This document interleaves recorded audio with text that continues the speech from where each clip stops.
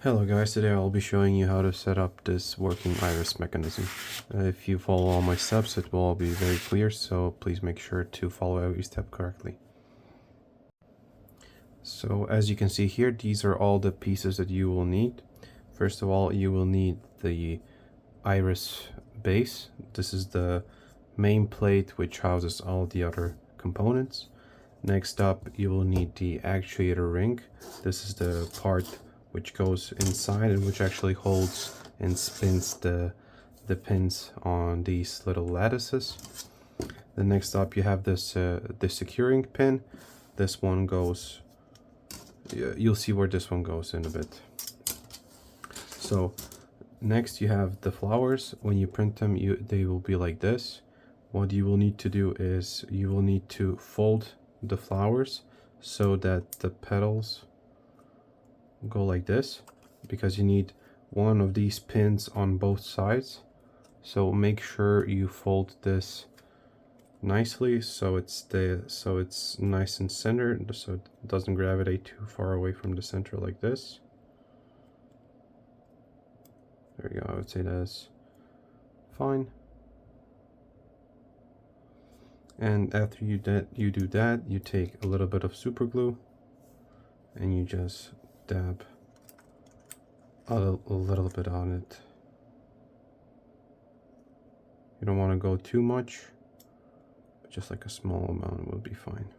And you just press it down.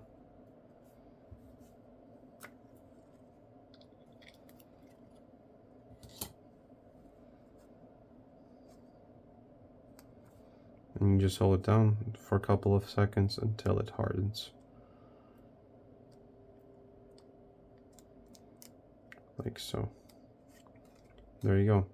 Now this is the one piece that you need that will go into here, and then you'll have the complete working mechanism. I'll show that to you in a second.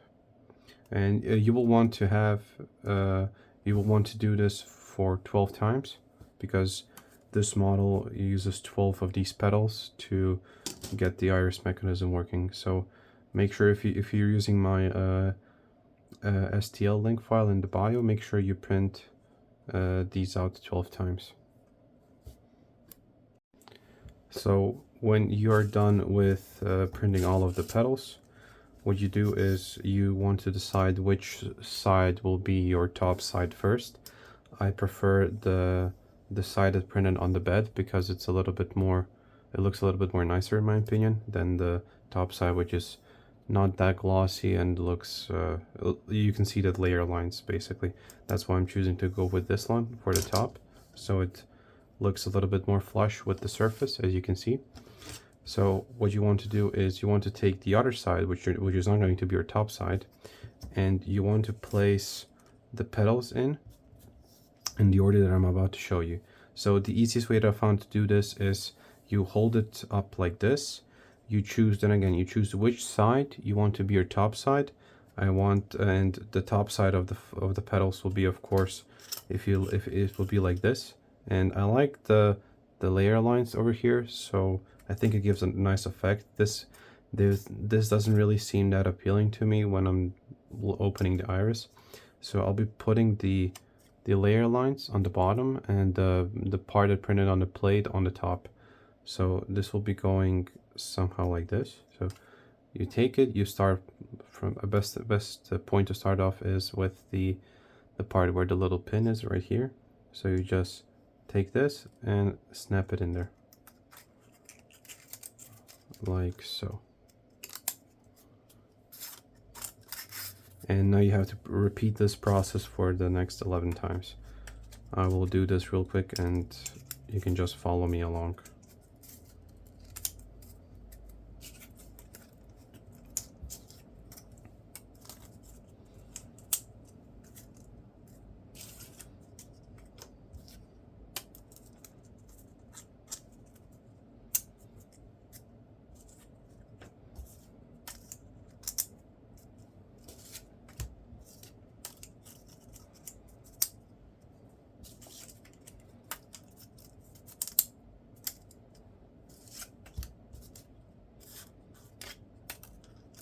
So when you get about to this part over here, you will want to open these up a little bit like this. It's fine if they fall down. Then, because you need to layer them on top. So you just want to continue like this. And when you're done with the full circle, you will have to place the ones that are a bit on the side on top of the ones that you just placed down. So if you watch here closely, I only have 2 left.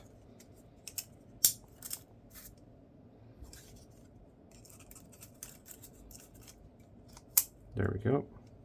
So you want to take the bottom side and make sure that the bottom is laid down on this one, and then the next one on this one, the next one this. There you go. And okay, yeah, so this is how you want it. Next up, you're going to take your housing and you're just going to place it on top. The best way to reference this is, you can see there's a cutout over here for where this little pin will be moving. So you just take the cutout and you align the cutout with the end of the little pin, and then you just place it on top and you just wiggle the plate around a bit until it sets in. I think it's set in. And as you can see, I put it on at the wrong side. That's no biggie. You just flip it back around. Take this out. Make sure all your pins are secure. Just a moment. Okay, so when you align everything up, if I'm not mistaken, you need to put this. So if this will be the top part, the bottom part, you put it on the top part. And then you just wiggle it around a little bit until they all fall in naturally.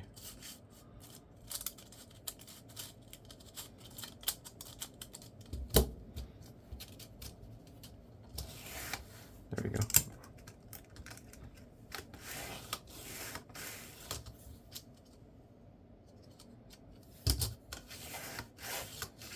And there you have it. And of course, the last part, you take the closing pin and you just snap it inside like this. As you can see, we have that nice sparkling finish on top, which I really like, and the layer lines are seeable here, which give it a really nice effect while turning. And this is pretty secure, as you can see. You can flip it around, turn it the other way around. Now, just a quick note, while you're printing these little flowers, make sure you are printing them at 0.2 millimeter layer height, so it's the standard one. If you're using my project files, they will be set to print by object, which I think is better, which saves a little bit of time, and it doesn't have to go. So because I printed it on the A1 mini, they were printing like this. So what the printer would usually do is it would print the whole first layer first, and after that it would print all the holes. And I had an issue where while it was crossing the holes, I mean little pins, it left little pieces of stringy plastic. So to eliminate that, I just decided to print it by object. So yeah, I hope you enjoyed this guide. This is not that complicated, pretty easy. Also, make sure to check out my cauldron, which will be which this is actually a big part of. I will be doing probably a separate guide. This just needs to get glued on top. So I'll probably just put in pictures in the STL profile, so you'll be able to see how to just apply that to. Okay, another quick note. So this is how it looks when you print them.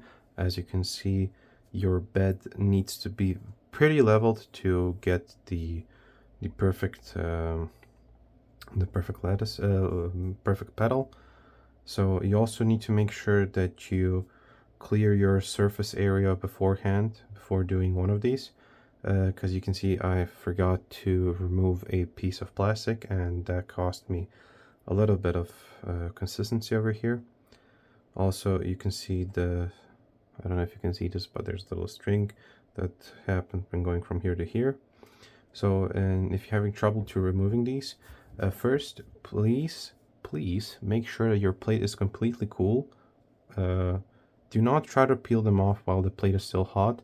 It will bend the plastic and it will ruin the nice thinness and evenness of the petal. So what you want to do, you want to make sure your plate is completely cool. You want to take this pin, just go with your scraper. You can, by the way, you can print a scraper if you have a bamboo lead printer. You should have gotten the razor for it. Then you just want to lift this bottom part up, and when you do that, you just want to peel. I would recommend also following it with your scraper if you're using some sticky type of plastic. When you're done with the first one, move on to the second one. Also, just lift it up very gently. As you can see, so I just did this. Lift it up very gently. When you do it, you just peel it right off. Okay. So, again, thank you guys for watching. I think that should be everything right now. Bye.